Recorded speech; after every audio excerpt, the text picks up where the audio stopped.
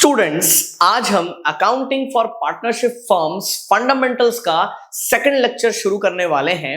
Previous lecture में हमने discuss किया था meaning and definition of partnership, definition of partners, definition of firms and what do you mean by firm name. Next हमने discuss किया था दो view points, accounting view point and legal view point, and finally हमने discuss किया था rights of a partner. आज हम इसी डिस्कशन को आगे बढ़ाएंगे एंड आज हम डिस्कस करेंगे पार्टनरशिप डीड। नेक्स्ट हम डिस्कस करेंगे provisions affecting the accounting treatment in the absence of partnership deed, and finally हम डिस्कस करेंगे important provisions of the Indian partnership act 1932। तो चलिए इस डिस्कशन को हम लोग शुरू करते हैं। तो सबसे पहले पार्टनरशिप डीड समझने वाली बात है। जो एग्रीमेंट है ये तो ओरल भी हो सकता है, रिटन भी हो सकता है, मौखिक या लिखित दोनों हो सकता है agreement, and agreement he basis बनता है पार्टनरशिप का। तो ऐसा माना जाता है कि अगर एग्रीमेंट रिटन में हो तो वो बेहतर है, क्योंकि वो हेल्पफुल हो जाता है for settlement of disputes among या बिटवीन द पार्टनर्स। एंड देखने वाली बात है, इसी रिटन एग्रीमेंट को ही हम पार्टनरशिप डीड कहते हैं।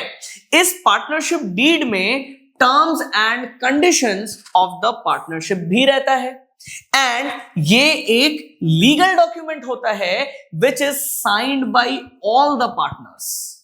एक बार जरा देखते हैं कि इसमें क्या क्या बातें रहती हैं, है ना। इन बातों को हम क्लॉजेस भी कहते हैं। तो इसमें क्या रहता है, देखिए, name and address of the firm, next names and addresses of all the partners, next date of commencement of partnership, मतलब कि पार्टनरशिप कब शुरू हुआ, next capital to be contributed by each partner, next whether interest is to be allowed on Capitals.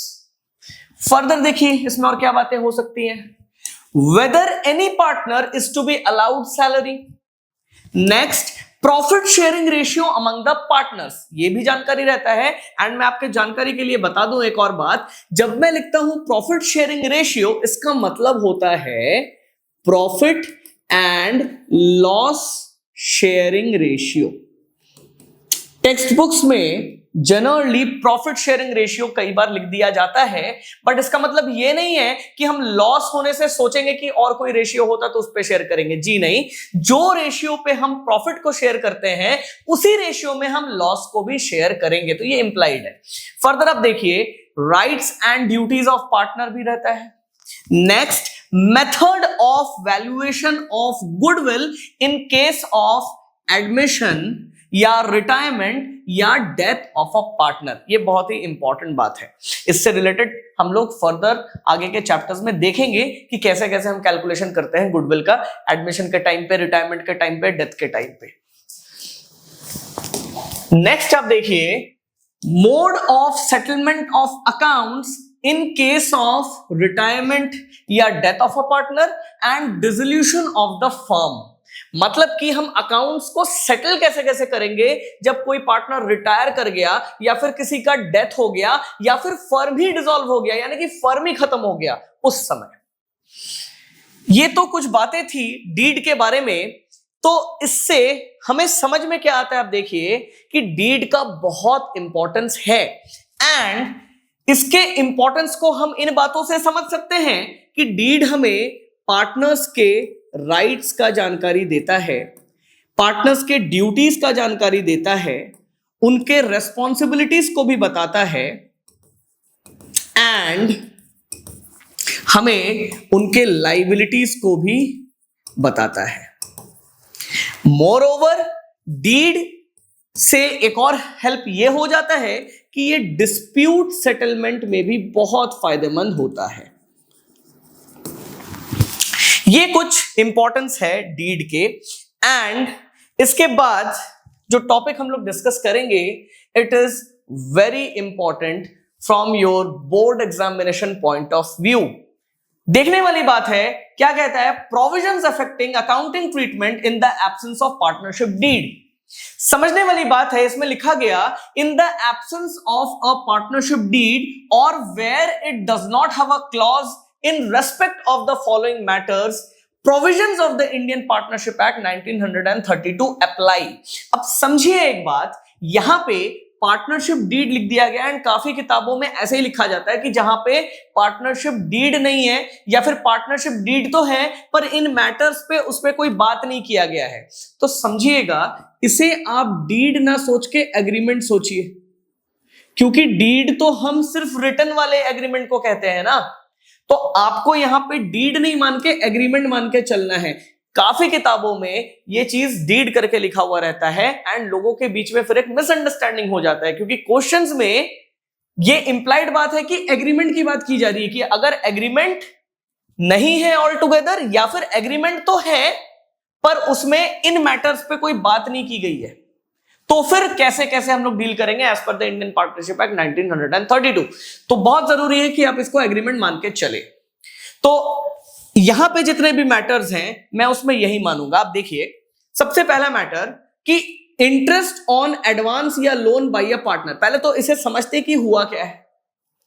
देखिए, किसी partner ने firm को loan दिया होगा तो पार्टनर को इंटरेस्ट मिलना चाहिए इस लोन के बदले, यह पार्टनर का राइट भी है।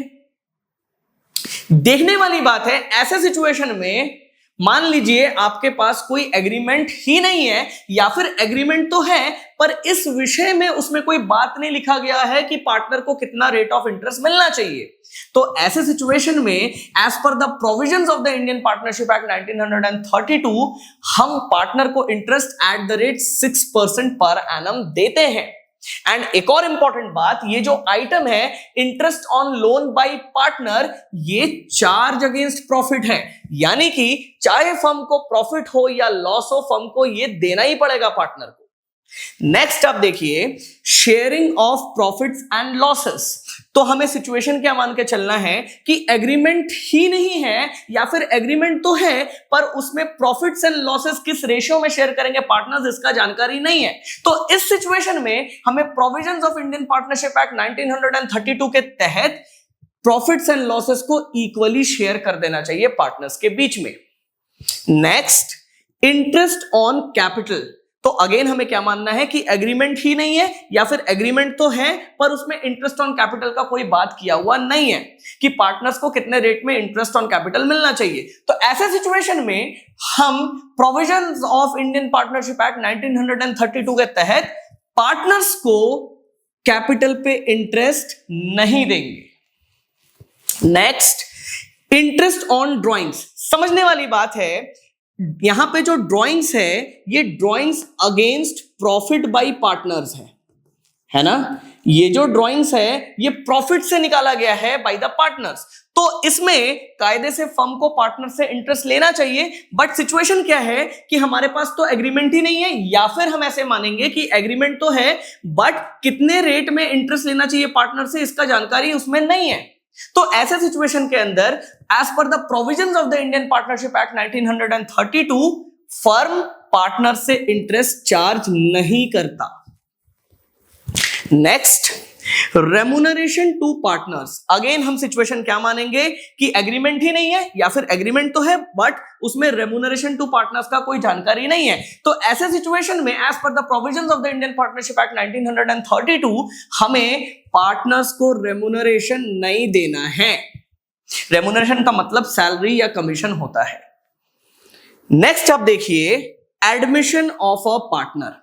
अगेन ये एक इंपॉर्टेंट बात है, समझने वाली बात है कि हमारे पास एग्रीमेंट ही नहीं है या फिर एग्रीमेंट तो है पर उसमें एडमिशन ऑफ अ पार्टनर का कोई बात नहीं है। तो ऐसे सिचुएशन में हम नए पार्टनर को एडमिट नहीं कर सकते as per the provisions of the Indian partnership act 1932 until and unless सारे पार्टनर्स एग्री करें कि एडमिशन होना चाहिए, तब तक हम एडमिट नहीं कर सकते पार्टनर को। नेक्स्ट हम डिस्कस करेंगे important provisions of the Indian partnership act 1932। ये अगेन एक इंपॉर्टेंट टॉपिक है and very important for your board examination point of view. इसे बड़ा ध्यान से समझना। आप क्या कहता है, if all the partners agree minor may be admitted for the benefits of partnership. Minor को हम एडमिट कर पाएंगे for the benefits of partnership अगर सारे पार्टनर्स अग्री करें तो। नेक्स्ट क्या है, a person may be admitted as a partner either with the consent of all the existing partners or in accordance with an agreement among the partners। मतलब अगर agreement में लिखा हुआ है कि हमें एडमिशन ले सकते हैं तो हम नए पार्टनर को एडमिशन कर पाएंगे फर्म में, एंड अगर ऐसा नहीं है तो फिर सारे पार्टनर्स के सहमति से हम पार्टनर्स को एडमिट कर सकते हैं, किसी नए पार्टनर को फर्म में ला सकते हैं।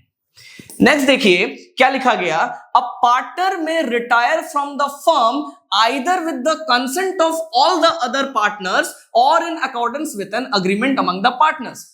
कहने का मतलब है कि अगर एग्रीमेंट में लिखा हुआ है रिटायरमेंट के बारे में पार्टनर का, तो फिर उस हिसाब से रिटायरमेंट हो सकता है, या फिर अगर सारे पार्टनर्स मिलके तय करें कि किसी पार्टनर को रिटायर करना चाहिए तो फिर ये रिटायरमेंट हो सकता है। अब देखने वाली बात है, हमने प्रीवियस लेक्चर में एक बात किया था राइट्स ऑफ पार्टनर में कि पार्टनर चाहे तो फर्म से रिटायर कर सकता है एक रिटन नोटिस देके। तो वो जो मैंने आपको बताया था वो था पार्टनरशिप एट विल अगर है तब, एंड ये जो मैं बोल रहा हूं this is partnership by agreement. Agreement में जैसा है वैसे होगा या तो सारे पार्टनर्स के सहमति से होगा। नेक्स्ट अब देखिए क्या बोलता है, registration of the firm under the partnership act 1932 is optional and not compulsory. ये कंपल्सरी नहीं है, ये ऑप्शनल है, बट अगर आप रजिस्टर करवा के रखते हो अपने फर्म को अंडर द पार्टनरशिप एक्ट 1932 तो ये आपके लिए बहुत फायदेमंद होता है।